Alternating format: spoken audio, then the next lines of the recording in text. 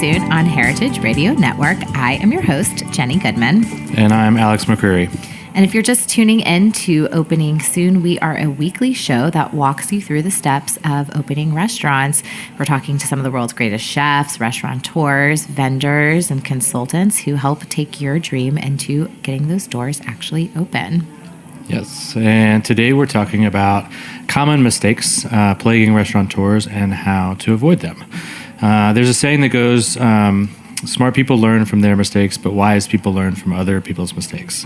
One of the most common resources we hear guests shout out time and time again is simply other people. Friends, coworkers, colleagues, superiors, mentors, vendors, the list goes on and on. People, within your industry, people in your family, everyone you can access for any information is always the best resource. Our guest today has been mentioned on many occasions for their guidance in helping to avoid the costly and time-consuming mistakes through opening by way of proper planning. So we're super excited to have David Helbraun from Helbraun Levey in the studio with us. Hi. So if you don't know David, he is a founding partner and chairman of Helbraun Levey in New York City. It's one of the most preeminent hospitality law firms here. And over the past 15 years, David has helped hundreds of restaurants actually open their doors and some of them close, which we'll talk about. And prior to founding the firm, David opened and owned Pyramid Coffee Company, a multi-unit coffee bar cafe. So he's not only a lawyer, but also an owner-operator, has that experience to share. And he's a lifelong entrepreneur. So welcome, David, to the show. I'm so happy to be here. We're happy to have you. It's always fun to have, when our guests start, when we hear something over and over again, it's really fun to have that resource on the show. So we're super pumped to pick your brain and hopefully gain some nuggets for our listeners. But tell us, where do you start when you're working with clients, and how do you ensure they're ready for you? Well, clients come to us at the beginning stages usually of opening a restaurant, and oftentimes the beginning stage is a front of house guy and a chef get together from a nice restaurant and decide that they want to do it on their own. They've seen it work for the guy they're working for. They're sick of working for the man. Sick of the man, aren't we? Sick of the man. So they come into my office and say, hey, we've got this great idea. We want to open up a local Brooklyn restaurant, 40, 50-seater. We want to raise some money, and how can you help us? Right. And is there something, is there like questions you walk them through to sort of suss out, are you ready? Is this the right move for you? Is there anybody you talk off the ledge and you're like, hey, go back to the drawing board? Oh, I put them through the ringer, honestly. I ask them a series of questions to determine if they are actually ready to open. The worst thing that you can possibly do if you're thinking about opening up a restaurant is go in unprepared. Yeah. So we ask them a list of questions. I always ask them what the background is in the industry. This allows me to gauge their expertise.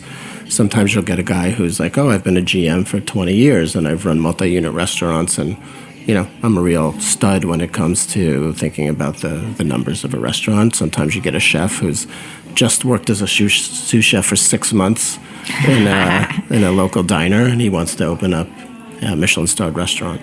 So, we get all kinds, but the questions that I like to know and the answers that I like to know is, why are you doing this, first of all?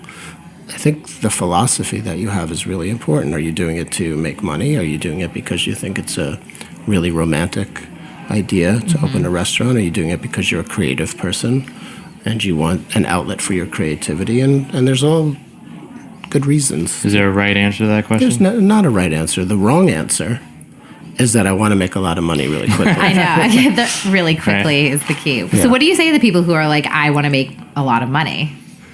You're like, go find something else to do, or? Wall Street's not far.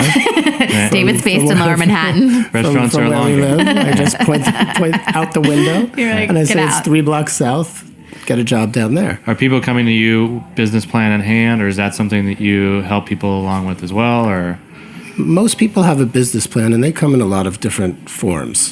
The same way a menu comes in a lot of different forms. Some people will kind of throw a chef's loose leaf at me and say, here's my business plan. And sometimes those read really well and need a little zhuzhing to get going. But And sometimes the most professional looking business plan with the binders and the tabs and all of those things are terribly written and not based in any kind of reality. Right. So we like to see a business plan before we start advising people. It also lets us know if they are realistic people.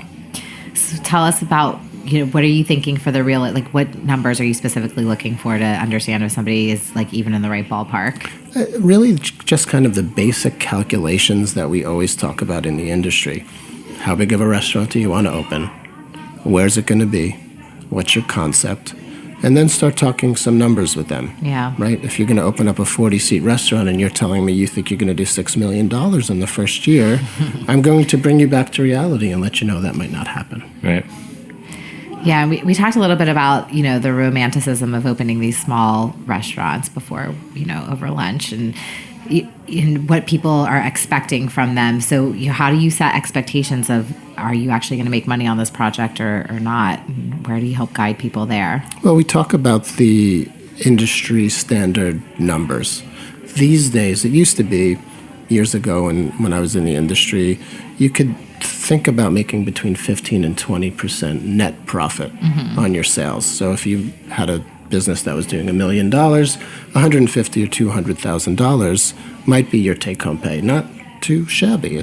You can kind of live off that. Right. Depends on your number of partners too, right? So that's one partner can live on that, but if 3 partners are splitting up this 40-seat restaurant, then it's only $40,000 a pop, right? That's right. Doesn't go quite as far in New York. And that was also back then. And so now this 15 to 20% has become, 10%, you're an all-star. Wow. Right. Wow. And most people fall between that 5 and 10%. Wow. And when you think about how much work you have to do and how many Roberta's Pizza Pies you have to sell to make some money. Slinging a lot of pies.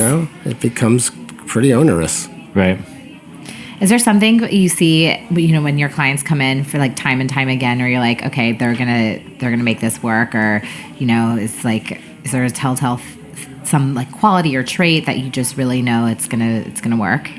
I think the people that I've seen be most successful, and this is over 15 years of running this law firm and helping people open and grow restaurants, and 30 years in the industry, is people who have a certain level of humility and lack of hubris. People who understand that they don't know everything and that there are other people to help them along the way. The basis of your show, really. Yep. Right. Those are the people who have a chance at success. They want to learn. They're hungry to learn. They know what they don't know, and they're happy to learn it also. Because you don't find lack of work ethic in our industry. No. Everybody's got a pretty solid work ethic. Not like that throughout the country, throughout every industry, but certainly in hospitality. Yeah. Yeah, they're ready to grind it out, but you have to ask for help. That's very true. You got to ask for help. I feel like most of the people that are probably coming to you are that person, right? Because I mean, if you know everything, they don't need to come and have the legal guidance from you, I guess. But that's a tough one, and it kind of goes back to something we say every single time is focus, and I think it definitely comes out in every show. And the idea that you can focus on one thing, but be willing to ask for help on all the other things that are going to take it to open a restaurant. When are most people coming to you? Are they coming with a business plan in hand right at the very beginning? Can people jump into your office, once they've had partners, there's a lease signed already? Where do you like to be? Where are people coming most often? When is too late? Well, we have people coming in all along the timeline, not just first-timers, but people who have opened 2 and 3 restaurants and really want to blow it out, maybe nationwide, or open up some different kind of concept in the city. But the ones who come in for the first time are all over the place, honestly. We love to see them right when they finish their business plan. That is the best time, because we can then start to lay out what it's going to look like for the next 5 stages of opening a restaurant to them, give them the overview, and put them in a framework where they'll be able to operate and succeed. The later you come to us, the harder it is for us to get you on the right track if you've taken a misstep. Right. How many people? So you have people coming to you with like some ideas and some numbers, and you run them through a little bit of the ringer, like asking these questions. How many of them do you turn away, and how many of them come back?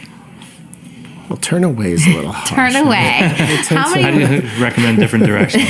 There you go. I like to Alex says soft. dissuade some people sometimes. The most sad thing in the world is to see someone who has a dream, but who's lacking either in wherewithal or finances, and to see them take what little they may have or what they've saved up over time and throw it away. So I would much rather gently coax somebody out of making a mistake. He's not going to throw you out of the office and scream at you, and you're not going to run away crying. Right. However, People have take left the crying. cues. Oh, really? They have, but of joy. Crying of joy. Joy from thank you for saving me from making the biggest Right. mistake I've ever made. But yeah, we like to get them in early and set them up right. And that's also setting them up not just legally, but setting them up with people like you and good contractors and the right architect. And one of the biggest mistakes we see are people who surround themselves with professionals who do not have experience in hospitality. Yeah, tell us more about that. It's like my friend's an architect who builds offices. I'll just use them, kind of thing. Classic example. Yeah. So what happens to those people when they start their build out and they build their kitchen? They don't know how to pitch the floor so it goes to the drain in the middle You of need the grease the traps kitchen. in every. They don't know right. exactly. They don't know what a grease trap is. They don't know what kind of electric and power supply they need or how big their water line needs to be, Right. et cetera, et cetera. And so then they're in the middle of the build out, and inevitably they will find that the person that they hired doesn't know what they're doing, and then Right. they have to retrace their steps, and it costs them a lot of time and money. A lot of money. Dig those floors back up and put new plumbing in or something, right? It's that's happened. crazy. It's What are happened. some of the other biggest, what are some of the biggest misconceptions that people have within their business plan with either their like financing or what do you find that people are most often missing? I think people don't understand how hard it is to make the kind of money that they need to make. So let's use that $4 million a year restaurant. That's a nice, buzzy, successful Manhattan 50-seater. Right. And you've got two people who are partners, and you've got people to pay back, your investors. At the end of the year, maybe you've got $150,000 to split up between two people. Right. So that's $75,000 a person. And we've seen a lot of partnerships break up because they just didn't know how to predict what their income would be. And at the end of the day, it's New York City. Right. You got to pay rent. Right. Right. You have to have a life. You have a family. It's $75,000 isn't going to get you anywhere. Right. So you need 3 or 4 $4 million restaurants in order to, yeah. Exactly. Or you're using that first restaurant as a springboard or Right. platform to open up some other things. And if you want to build a restaurant group, that's fine. As Right. long as you know going in that you might have to, bear down for the first couple of years, maybe take less money than you're used to. As long as you know that in the future you're building towards something bigger, then you'll be okay. Interesting. And so we talked a little bit about this too when we were having lunch. Is like you hear about exit strategy a lot, not normally in our industry, but in tech and in and the rest of the world. But you were mentioning that you recommended thinking about an exit strategy from the beginning. So tell me a little bit about that. Well, exit strategy to me has kind of a funny, it's kind of a misnomer, right? I hate when people walk in and say, I've got an exit strategy for my restaurant. Right. That seems strange. It does seem strange. I understand if you're a tech entrepreneur and you want to have an exit strategy. Right. But for a restaurateur, it's kind of like, I'm building a restaurant, I want it to last for a while, I don't have an it's- exit strategy. Right. It's more like a doomsday strategy. Oh, Right? okay. Doomsday. We're going there. We're going to doomsday. Yeah. Doomsday Going strategy. to doomsday. Meaning like, oh shit, it's not working. Right. I'm 3 years in, we're not making any money. Things have changed in the city. People don't have the same taste as they used to, delivery, all that stuff. And I want to get out of this. Right. So we talk a lot about how to get out of it.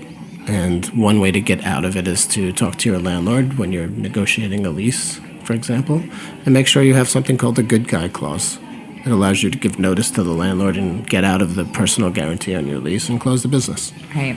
Yeah. And that's something that's really common in New York, but it's not. So is it as common outside of New York? I or- haven't seen it be common. It should be. It should be, yeah. Could you imagine? Let's just say in that same scenario, you've got a 15-year lease, Yeah. and in year 2 things aren't going well, and you don't have this good guy clause. you're stuck for 13 years Yeah, with this 13 years of bad luck. Trying to figure out Yeah. how to- of a judgment against you for 13 months, 13 years of rent. Right. I think a note that you made over lunch before too about the closing of a restaurant, like not and the idea of failure, I thought was important. Do you want to share that as well? That it's not really that trying something and finding out that it doesn't work is not the end of the world. It's, Jenny and I know, having gone through opening and closing a restaurant in 6 months, and it was like we talked about it. That was my dream, and it definitely felt crushed at the end of it. But the idea that you tried something, it didn't work, and now I'm going to try something else. As long as you're properly planned of how to get out of it, then it's not the end of the world. People fail all the time. Right. I've had many failures in my life, and every time I've had a failure, I've gotten myself up and learned something from it, to the point now where I've used all those failures in my success. Yeah. And if I didn't have the failures, I would not be what I consider to be successful. Right. And successful to me means something different than someone else. It's not necessarily about money, but it's about building something that you can be proud of.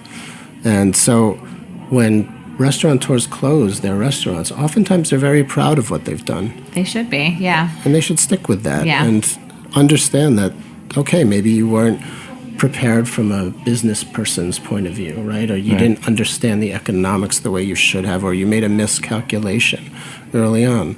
Learn from that lesson and go open up another place. And Or you signed your lease without a business plan. Exactly. Could be any number of things. Do you offer grief counseling for the people that can't quite handle? In fact, clients who are closing usually have my cell phone number. Yeah. I don't really give it out to anybody, but I do give it out to people. Who Oh are God! So closing when your cell business. phone's ringing, it's like not good news. You're like, oh gosh. Usually not. Oh man. Yeah. It's pretty sad. I mean, it's sad to see somebody not kind of fulfill their dream. Right. And that's okay, because you can get over that. The sadder part is that some of these people end up losing a lot as far as like money goes. Yeah. Right? I mean, we can all get past a failure. You lose the World Series, you come next year, you play in your team, maybe you win the World Series in a couple of years. You lose your money, you lose mom and dad's house. money, A lot of things could go down the tubes depending on how you set up your business. You end up moving to Mexico. Honestly, we've seen it. Really? You've seen it? You've seen Not people a bad move to place Mexico. to retire. I like that. When shit heads south, like literally head south. I like it. Clear out the I'm bank. like, Yeah, I'm into Mexico's it. fine, other than the kidnappings and the drug cartels. What are a couple of the things that people are, that are less knowledgeable about when it comes to running the business, like labor, such as that? It's hard to know what it's going to be like to run a business with 20 or 30 or 40 employees running around, especially restaurant people. And there's almost today. no... What's that? I said especially today in today's Especially climate. today. Yeah. It's very hard to prepare for, and no one's ready for it. Right. It's a different world. When employees today quit, they go to their plaintiff's attorney and they tell their plaintiff's attorney that they've been microaggressed because the head chef, right, or the executive chef said that their hair looked nice today. Right? Then they're in trouble. All of a sudden, they're being sued because they're microaggressors. Yeah. Right. I shit you not, this is the kind of thing that is happening out there in the world. So how can people, small businesses, restaurants, everybody, how can we protect ourselves? You can protect yourselves by, and this is not meant to be a plug, but hire a lawyer who knows what they're doing. Yeah. Have a lawyer sit down with you and say, here's your employee handbook, here are the rules, have them train you, have them train your management staff, have them talk to the staff about what this environment is like now in the world. So just handing out handbooks is not enough. You need to actually teach people what's inside. We used to do that. Yeah. Hey, here's a handbook. Yeah, sign it. Sign it on page 25. See you later. See you next year. Orientation was in the break room. Right. And it was 5 minutes before your first shift. Yeah. And it was sign these papers, Right. give us your social security number. And your W-2 and see you and later. we're all good. Yeah. Now it's you have to sit down and you have to explain and teach and look, it does make our places better places to work. For sure. And everything's clear, but yeah. But it's a lot to know. And by the way, if you're in New York City, there was mandatory sexual harassment training that had to be completed for every business, basically, right? By the end of October. So, So do it. Yeah. I mean, it's crazy. Mm-hmm. And for people, with employees, it's so hard because it's like you want to be a good business owner, you want to be a good restaurateur, and you want to provide a great place to work. And it's not necessarily, there's other attorneys out there who are like just looking to be litigious. It's heartbreaking to see our clients get those letters from someone who's worked for them for a long time, who they think they've been good bosses to, right, and provided a good income or source of income for. And then you get a letter from an attorney making you sound like an ogre, like right, you're the worst boss on earth. All of a sudden, a horrible boss. Yeah, we talked about this too at lunch. But you were saying that even if the initial thing that was the complaint is not proven, but if there is some other small piece proven, like the tax wasn't filed correctly on your W-2 or something, if the plaintiff's lawyer can prove anything, right, then the attorney fees are still your burden. Is that correct? This is the dirty little secret of plaintiffs' lawyers, and there's a handful of them who have made a very nice living and a career out of suing restaurants. Right. And what they do is they will talk to anybody who's been fired and listen to any legitimate complaint. They will ask that person for some documentation. Let me see your last pay stub. Let me see what documentation the restaurant provided you. And if they find that you made one mistake, you didn't hand out a form, right, that a wage acknowledgement form that says, I understand I make this much money, and they signed it, then you have lost. When I say lost, it means that whatever kind of judgment the plaintiff gets against you is going to pale in comparison to the attorney's fees that you're going to have to pay, not only to your own attorney, but to the other attorney. There's a law that says if the plaintiff wins, the defendant, the restaurant, has to pay the attorney fee of the plaintiff. So we had a case once where it was one of these wage cases, and it was just like I described. And I think it was a $6,000 or $7,000 judgment for the plaintiff. And then the attorney's fees were $150,000. So the attorney won. That's who attorney won. Won, The attorney won. The attorney won and gives That's your attorneys entire a bad year's name. It's profit on your $4 million a year restaurant. or two. Yeah. So now you got to make up that deficit. And now you're really in a hole. Yeah. Yeah. Employee handbook. Employee handbook. That's Get the it. word of the day. Sure. Employee handbook is Gotta my do key it. takeaway. And don't just download it off the internet. Make sure that you Make have sure. somebody. Yeah, don't do legal hospitality Zoom. Don't do any of that attorney. stuff. It's terrible. All right, we're going to take, on that note, we're going to take a super quick break, and we'll be back with more interview.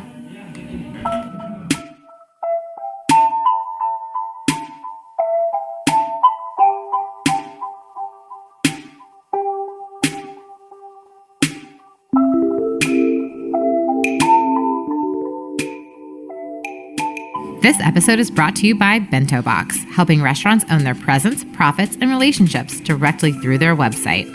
Pete Turner opened Illegal Pete's in 1995 to bring mission-style burritos to the local college students. Illegal Pete's has grown to 9 locations in Colorado and 2 in Arizona. But Pete, a big music fan, wanted to offer more than burritos. He launched the Starving Artist Program, where he gives touring bands a free meal when they come through town. Illegal Pete's is one of 5,000 restaurants that drives high-margin revenue directly through their website, thanks to Bento Box. Visit getbento.com/opening soon today to get 50% off of your new website setup fee. Join Heritage Radio Network on Monday, November 11th for a raucous feast to toast a decade of food radio. Our 10th anniversary Bacchanal is a rare gathering of your favorite chefs, mixologists, storytellers, thought leaders, and culinary masterminds.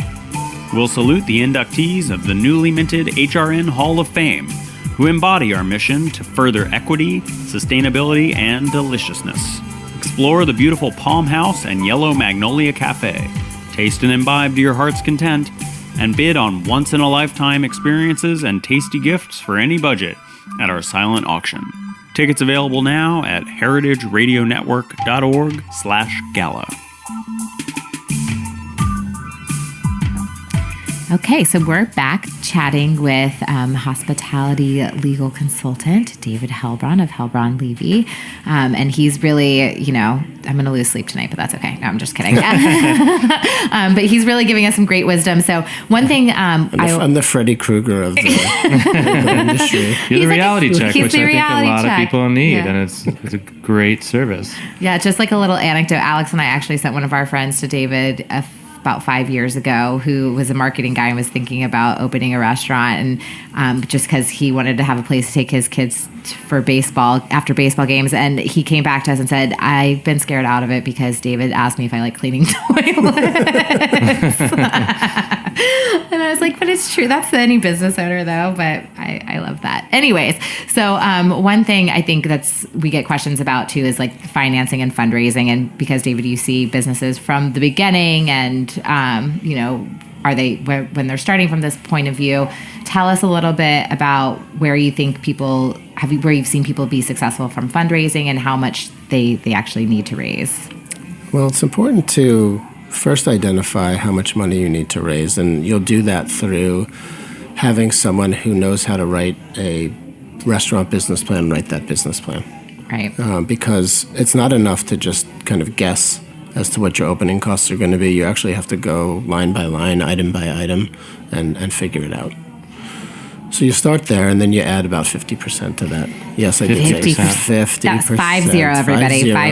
50. And I got that number through a variety of methods, one of which is just seeing thousands of businesses open in the city, and the other was having 6 of my clients who have opened up over 50 restaurants sitting around a table with me one day, and I asked them that pointed question. And I said, now that you've built out all these restaurants, guys, when you put together your budget, how much of a contingency do you put on top of that? And the number that they all said they'd be comfortable with is 50. So even a successful entrepreneur, restaurant owner is still going to add 50% to make sure for coverage. So you can always have more money in the bank, right? Like, what's the worst that happens? Right. You raise too much money from your investors and you have some extra money in the bank. That's so true. And so you give it back. Right. What happens if you're 50 short? You're 50 short. Well, imagine how that conversation goes. Right. So you've got these investors who have put their faith into you and have given you their money. And then as you're in the middle of build out, you have to go back to them and say, hey guys, I'm a little short. Right? How are you going to feel as an investor? Not so right, hot. you're going to be shaky. You're going to be shaky. So you have to do that first. You have to make sure you have enough money. What types? We talked a little bit about this too. But what types of investors are we looking for? Are we looking for, mom and dad? Or are there certain people that we should be going to for money? The ideal person is a multi-billionaire who thinks you are the greatest chef in the world. Someone with a suitcase of cash in your restaurant. And who says, you know what, kid? I believe in you. I believe in you, yeah. Pay me back when you pay me back. And if you make it work, I got tons more where this came from. Okay. And I'm going to help you build a restaurant group. And we're going to open up 1 million restaurants together. From the reality check guy, how often does that happen? That's, one in 100,000. Okay. Yeah. Right. It does happen. They do exist, but they're unicorns. But like you said, you start there and work backwards. You work backwards. The least amount of investors is the best. Right. And what we have found time and time again is that those who invest the least complain the most. So you have a group of 10 or 15 investors and everyone's in for 100,000 and a couple of your friends invested 10. Right. Guess who's calling you every day? Right. They're calling you every day to see how's their investment doing. And it'll drive you crazy. Right. Right. And we talked a little bit about this too, because a lot of people put it into their business plans and you hear like standard timeline is 2 years to pay people back. But in reality, what's that really looking like these days? Yeah, nobody does 2 years. I mean, you'd have to open up like the hottest restaurant in New York and just be selling tons of liquor. Right. Right, with the perfect... It just doesn't really happen in 2 years. It's more like if you can pay somebody their investment back in 5, you're an all-star. Good for you. I mean, that's another, sort of reality check there. If you're just finishing paying investors back after 5 years, then how long how long does your 40-seat restaurant need to run to have been a successful business, right? In 5 years, and you're just now basically personally breaking even as the partner owner. How long of a lease do you need to be able to have this business go? Well, that's a good question, and you also have to ask, what is success? Right. If you want to open up this 40-seater and pay people back after 5 or 6 years, that's fine. They may make some money back, they may not. Mm-hmm. But if you're using it as a platform to open up other restaurants, to get some notoriety for yourself and to prove to the investment community that you can run a profitable space and a profitable restaurant, then it's worth it. Right. But you can't be cashing it all in just for the one restaurant. It's not going to work out. And as far as a lease goes, if it were me, I'd ask a landlord for a 100-year lease. Wow. Start big. Go the Russ and Daughters plan. Yeah. We'll always get you out of it. There's always a way to get out of a lease. Right. We have these things called good guy guarantees. We'll get you out of that. We have other ways out. But the longer the lease, the better. So if, for example, you need to sell your restaurant, you've got a lease that's got 80 years left at a really good rent. Right. Because nobody wants to pick up the last 3 years of your lease if you have a really short lease, because then they're left dealing with the landlord to try and renegotiate or something to that degree, right? And nobody wants to negotiate with a landlord when a landlord has leverage. Right. That's not fun. Right. Yeah, that's never a good position. So do you think? Sorry, go ahead. No, go ahead. I was going to say, so you feel like there's not really any additional risk added by additional years to your lease? No. And are landlords open to longer leases like that, or are landlords looking for short? They don't really like it. Because they want to get back to market rent as soon as they can, right? Sometimes you'll get an old school Brooklyn guy who will, entertain a 20-year lease. But for them, the shorter the lease, the better. Right? They can analyze the market at the end of your 5 or 10 years and say, oh, wow, rents have gone up, so now I can ask. Does anybody ever try to entice the landlord as a partner or take an equity stake? We've seen that. Sometimes that can work, sometimes not. Just like any investor, kind of depends on the personality of the landlord. Right. Yeah, and we talked a little bit about this too, because there's definitely like lore in New York where you're like, oh, that space is a cursed space. I've seen it flip over multiple times. And what's your insight into that? I don't really believe in cursed spaces. I believed in cursed landlords. Yeah. And oftentimes behind a cursed space, you'll find a landlord who's a difficult person to negotiate with, who makes people get into difficult leases, and then the only people who would get into a difficult lease are going to be inexperienced operators who don't know better, and that perpetuates the curse. Right. Because now we have operators who aren't good with a bad lease and a tough landlord, right? And then the odds are just stacked against you. So you're going to love your landlord? Should you set that expectation, or because the landlord's always going to be looking to have some sort of a deal, right? I think it's important that you do like and respect your landlord. In fact, I encourage people to, the same way a landlord will vet you as a tenant. I mean, they'll ask for everything from you. There's references. I want to see what you've done with your life. Yeah, it's like your firstborn child. No, I'm just kidding. Things like that. You should ask around, because most landlords in this city have multiple properties. Right. So go talk to some of their tenants. Hey, how is this guy? Does he fix things that need to be fixed? Is he up your butt if you're 2 days late with your rent? What's the story? Because this is somebody who is your de facto partner. Right? They're going to be your partner for 10 years. I think people don't even think about that with your landlord. It's like they're a vital part of your business that you can't get rid of. It's like they are the business in a lot of ways. So thinking of them as a partner. Yeah, for sure. How are you feeling? How are you feeling about the outlook of the industry coming down the pike for 2020? I was asked this question last year. I listened to David's podcast with Jen on Tech Bites, and were you right? Yeah, were you right? Let's just say he already told me he's in a better mood today, so we're feeling a little bit rosier than last year. Not only is he the reality guy, he's also the fortune teller for hospitality.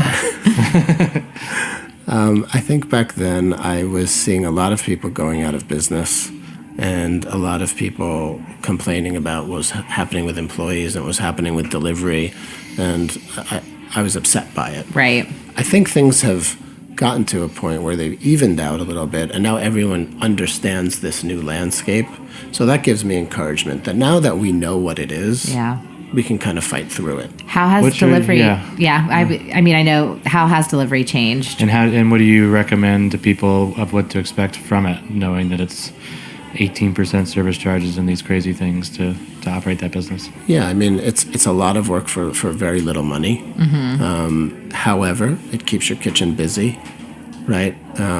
It's really up to each operator. Some operators find that it's okay to do. Others feel like they have to do it, that if they don't have a presence on Caviar or Grubhub or Seamless, that they won't be seen, Right. and that people won't come to their I restaurant. hear that a lot, is like, I feel like I have to do it, which is not, I don't know, which is not a great place to have to be. Yeah, But- I don't think you actually do have to do it, but it's hard to buck a trend when your competitors are doing it.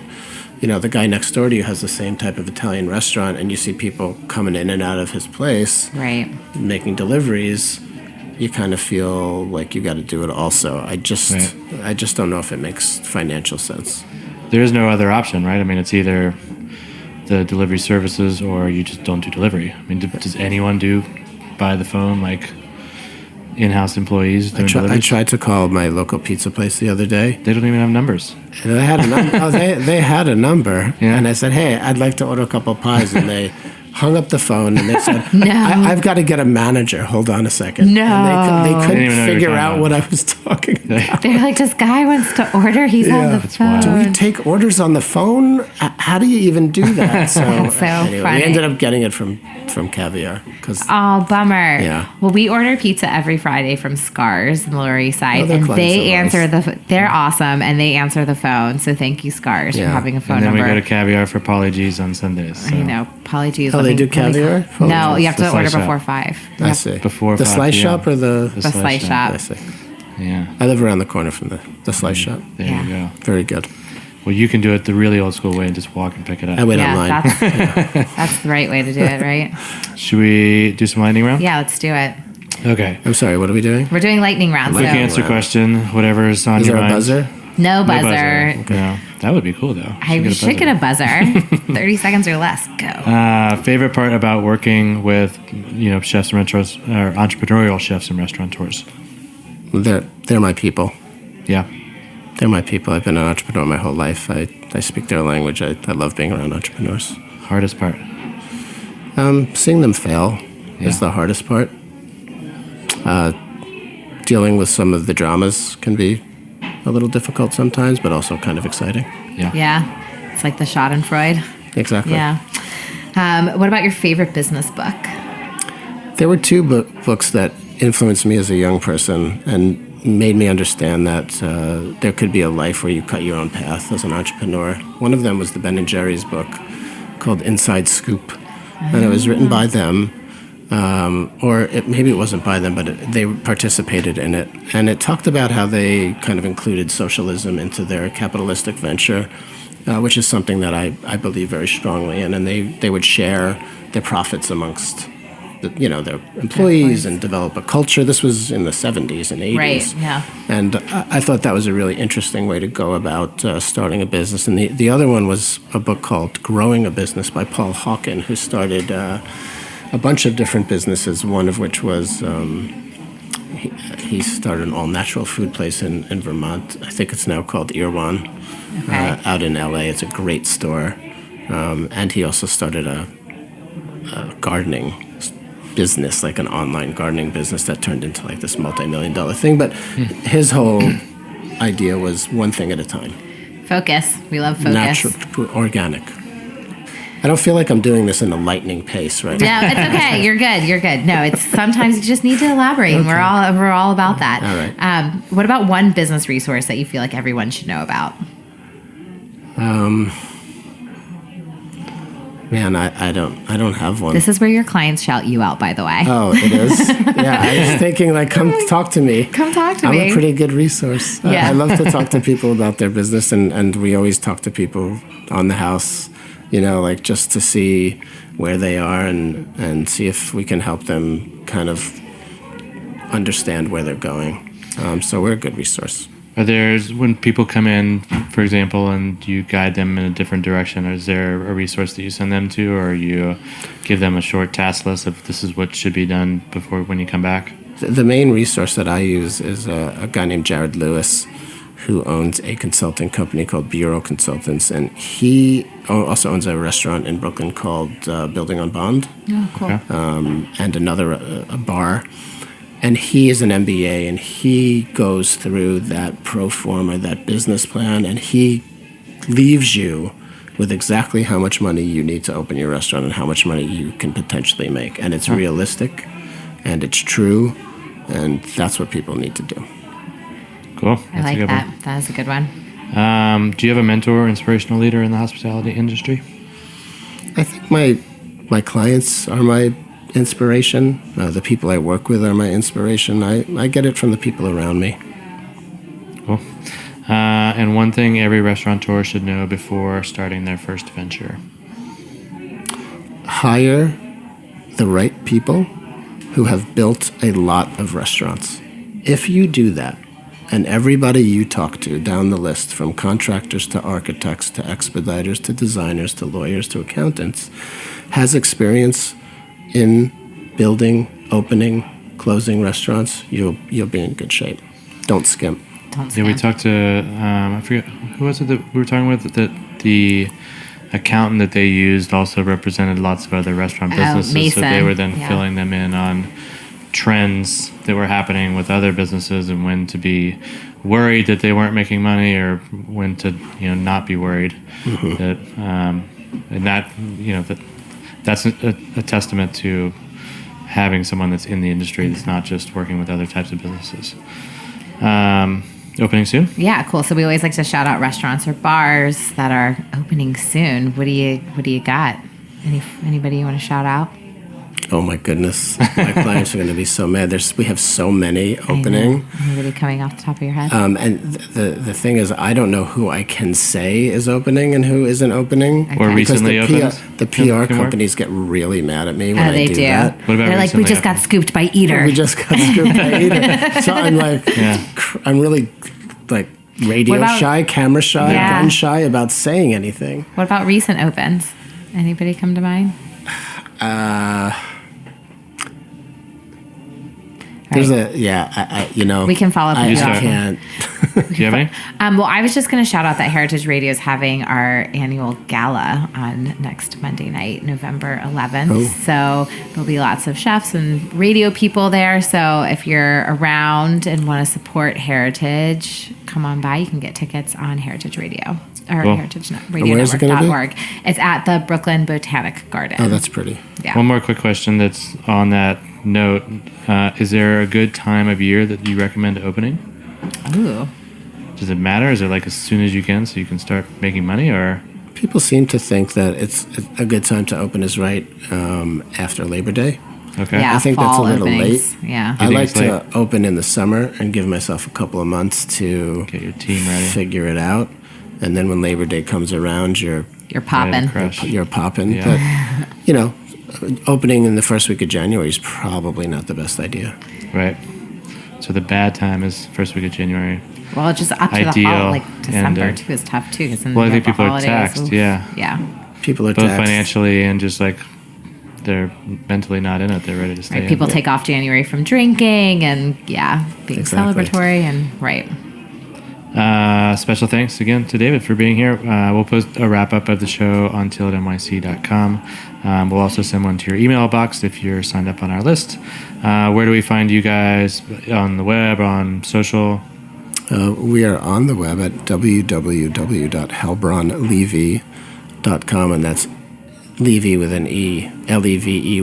And is there like a form to fill out, or can people just email you, You can set just up an appointment? Or? I get all the Call you. emails. There's a form. If you have a question that comes to me, I always respond to everybody. So yeah, send Is over it ever an too email. early to get in touch? No, never. Yeah? Nope. Cool. So reach out to David so you can de-risk your restaurant before it ever becomes de-risk. risky. Right? If you liked our episode today, then tune in next week. We're going to be chatting with Gabriel Stuhlman A about... client and friend of mine. Awesome. Lovely Awesome. person. We're excited. We're have him on the excited to show. have him on the show. Should Yeah. be. We're talking about neighborhood restaurants. Is that right? Yeah. Yep. He's king of the neighborhood restaurants that are just awesome. Cool. Here's a shout out for him. He just reopened the Great Jones Cafe. All right. We're going That's to talk about right. it next Yes. week. Yeah. Yeah. It's got like some southern been to it? Did I? It traditionally did. I don't Yeah. know if I Right. haven't been there yet. I don't know if he kept it Southern. Okay. Follow us on iTunes, Stitcher, anywhere else you get your podcast, and don't forget to follow us on Instagram at We Are Opening Soon and at Till at NYC. Give us a good rating, reviews, all that good stuff. Thanks, David. Thank you so much. Thank you, guys. This was fun.